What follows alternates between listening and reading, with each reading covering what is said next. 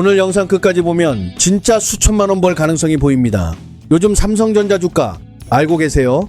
이게 무려 20만 원을 훌쩍 넘었어요. 그런데 그냥 천천히 오른 게 아니라 폭발적으로 튀어올랐다는 점이 핵심입니다. SK하이닉스는 한 주 가격이 100만 원을 넘어섰어요. 처음 그 숫자를 들었을 때 솔직히 귀를 의심할 정도였거든요. 그럼 지금 도대체 무슨 일이 벌어진 걸까요? 왜 갑자기 반도체 주식이 이렇게 미친 듯이 오르고 있는 걸까요?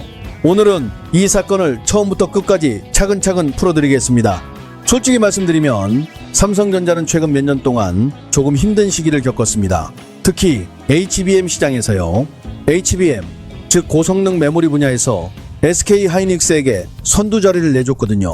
엔비디아가 공급업체를 선택할 때 삼성전자가 품질 검증을 통과하지 못한다는 소식이 연이어 나오면서 SK하이닉스가 치고 나간 상황이었습니다. 삼성전자 주주 입장에서는 속이 타는 시간일 수밖에 없었죠. 그런데 2026년 2월 삼성전자가 드디어 반격을 시작했습니다. 바로 HBM사라는 제품을 세계 최초로 양산하는 데 성공한 겁니다. HBM사는 고대역 폭메모리의 6세대 제품인데요. 세대가 높을수록 처리 속도와 데이터 용량이 더 커집니다. 그리고 중요한 건 삼성전자가 전 세계에서 가장 먼저 만들었다는 사실입니다. 기술 분야에서 세계 최초라는 타이틀은 단순한 상징이 아니에요. 세대가 높은 제품이 나오면 고객사들은 물량 확보를 위해 경쟁적으로 주문을 넣거든요. 제일 먼저 만든 회사가 시장을 선점할 수 있다는 겁니다. 아이폰 신제품 예약 경쟁을 생각해보시면 이해가 쉽습니다. 삼성전자의 HBM사 기술적으로 대체 뭐가 대단한 걸까요? 먼저 속도를 봅시다. HBM사는 최대 13GB 속도로 동작합니다. 이전 세대 HBM3는 9.6GB였으니 약 35% 더 빨라진 겁니다. 그리고 데이터 대역폭을 보면 전 세대 대비 2.7배 향상되었습니다. 이전 세대가 초당 1.2TB였다면 지금은 3.3TB가 되는 셈입니다. 이걸 이해하기 쉽게 설명하면 요즘 고화질 영화 한 편이 보통 15GB에서 20GB 정도인데 3.3TB면 영화 200편 가까이 되는 데이터를 1초 만에 처리하는 겁니다. AI가 그 속도로 연산한다는 걸 생각하면 실감이 확 옵니다. 또한 삼성전자가 HBM사를 만들면서 발열 문제도 해결했습니다. 반도체는 속도가 빠를수록 열이 많이 나거든요. 열이 많으면 성능이 떨어지거나 고장이 날 수 있습니다.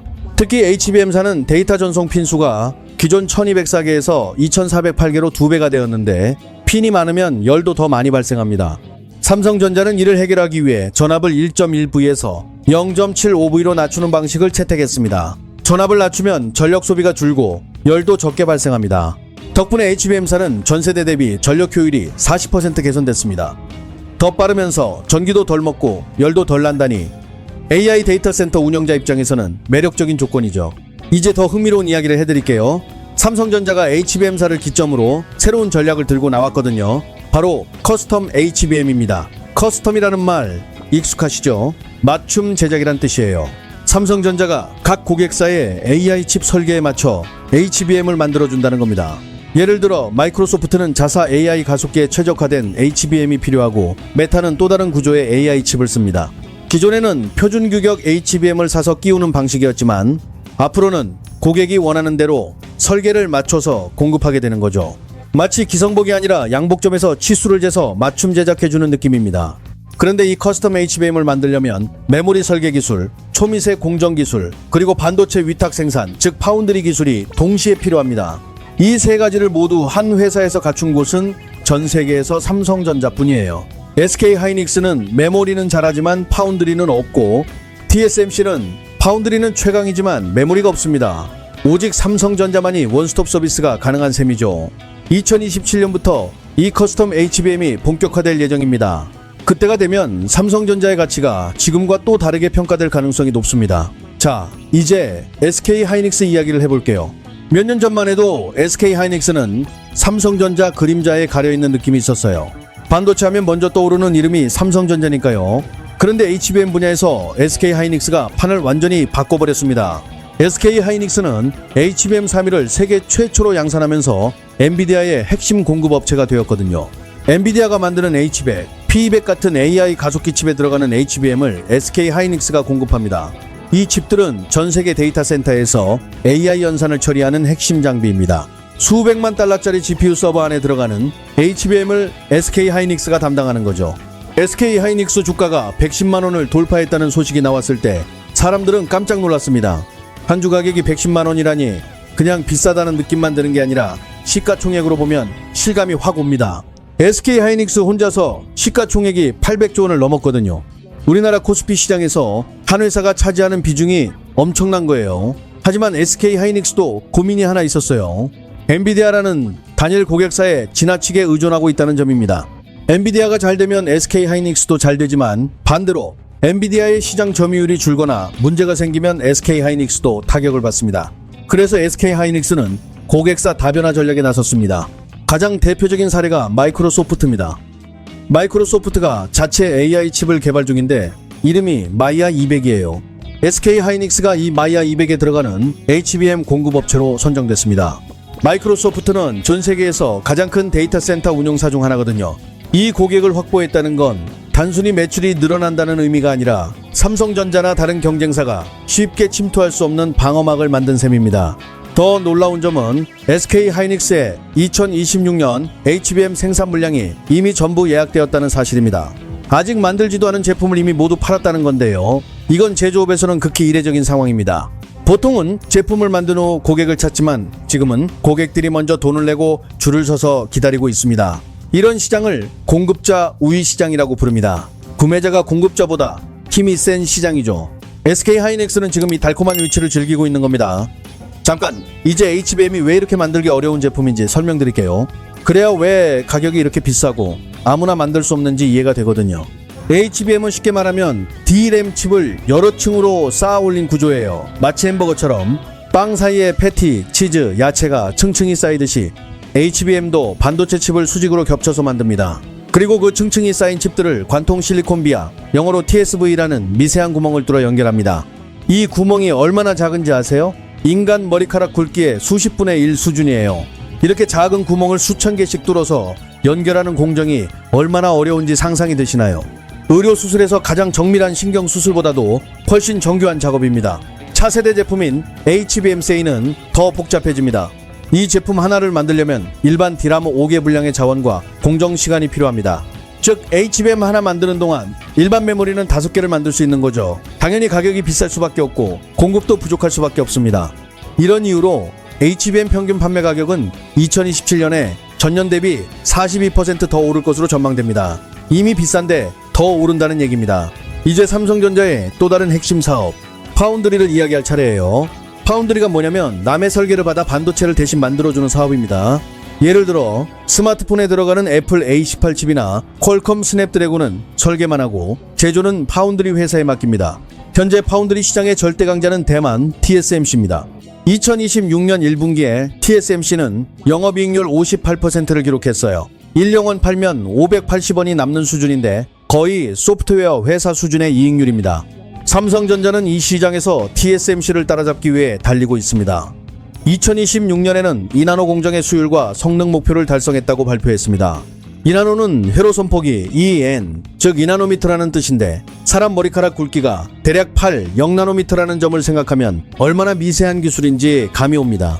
삼성전자가 안정적인 생산이 가능해졌다는 건 기술 리더십 회복의 신호입니다. 거기에 더해 테슬라 AI 칩을 삼성전자가 제조하게 됐다는 소식도 있었습니다. 테슬라는 자율주행 기술을 위해 AI 연산 능력이 엄청나게 필요하거든요. 자율주행 AI 연산에 쓰이는 D1 칩을 삼성전자의 파운드리 라인에서 양산한다는 거죠.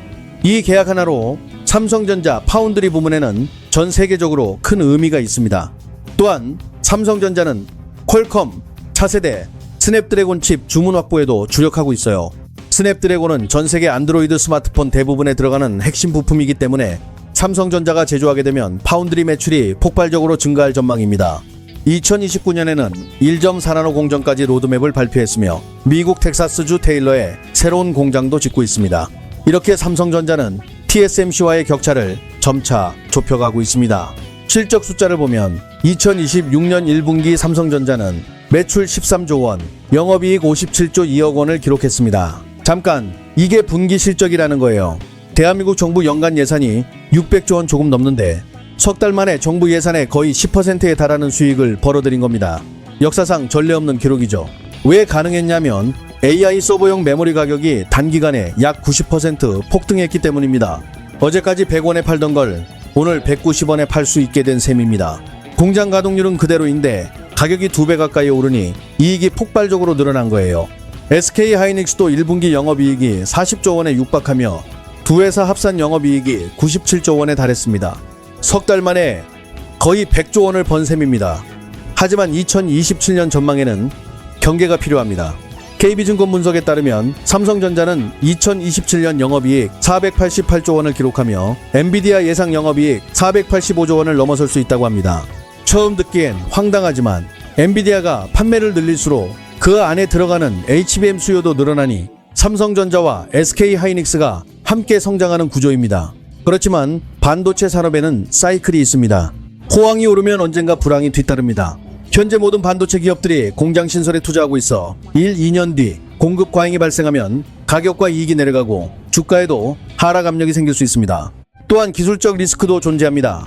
구글이 개발 중인 터보트 기술처럼 AI 연산 데이터를 압축해 메모리 사용량을 절반으로 줄이는 기술이 등장하면 수요가 예상보다 빠르게 둔화될 수 있어요. 지정학적 리스크도 무시할 수 없습니다. 미국과 중국 간 반도체 패권 경쟁으로 제재가 강화되면 삼성전자와 SK 하이닉스 중국 사업에 제약이 생길 수 있습니다. 중동의 에너지 가격 상승도 데이터 센터 운영비를 높여 AI 투자 속도와 반도체 수요에 영향을 줍니다. 국내 노동 규제 문제도 있습니다. 한국의 주 52시간 근무제가 연구개발 인력 집중 근무를 어렵게 만든다는 지적이 계속 나오고 있거든요. 반도체 기술 경쟁은 속도의 싸움입니다. 경쟁사보다 6개월 늦으면 시장 선점 기회를 놓치니까요. 마지막으로 앞으로 세상은 어떻게 달라질까요? 첫째, 생활 속 AI 성능이 지금보다 훨씬 강력해질 겁니다.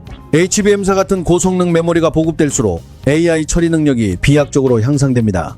둘째, 한국 경제에서 반도체 비중이 더 커질 거예요. 이미 수출에서 20%를 넘어섰지만 앞으로 더 높아질 전망입니다. 삼성전자와 SK 하이닉스가 잘되면 원화 가치 상승과 국내 부품 소재 업체 성장으로 전체 경제에 선순환이 만들어집니다. 셋째, 반도체에 대한 시각 자체가 달라집니다. HBM은 이제 AI 인프라의 핵심이자 필수 부품이 되어 현대 문명을 돌아가게 하는 보이지 않는 기반 시설이 되고 있습니다. 삼성전자와 SK 하이닉스는 서로 다른 전략으로 AI 시대를 항해하고 있습니다. SK 하이닉스는 HBM 분야에서 쌓아온 기술력과 엔비디아, 마이크로소프트와의 긴밀한 파트너십으로 수익성을 극대화합니다. 삼성전자는 메모리, 파운드리, 시스템 반도체까지 아우르는 원스톱 솔루션으로 차세대 AI 칩 시장을 통째로 공략합니다. 두 전략 모두 강력하지만 투자자 입장에서는 이해가 필요합니다. 단기 수익성과 안정성을 원하면 SK 하이닉스, 장기 대형 베팅을 원하면 삼성전자가 더 적합할 수 있습니다. 정리하자면 지금 반도체 시장은 단순히 경기가 좋아진 게 아닙니다. AI라는 거대한 물결이 산업 구조 자체를 바꾸고 있습니다. 그 중심에 삼성전자와 SK 하이닉스가 있으며 HBM사 세계 최초 양산과 이나노 파운드리로 기술 리더십을 회복하고 전략적 파트너십으로 수익성을 극대화하고 있습니다. 다만 공급 과잉, 기술 효율화, 미중 갈등 등 리스크도 존재하니 주의가 필요합니다. 경청해 주셔서 감사합니다. 건강하시고 유익하셨다면 댓글, 좋아요, 구독 부탁드립니다.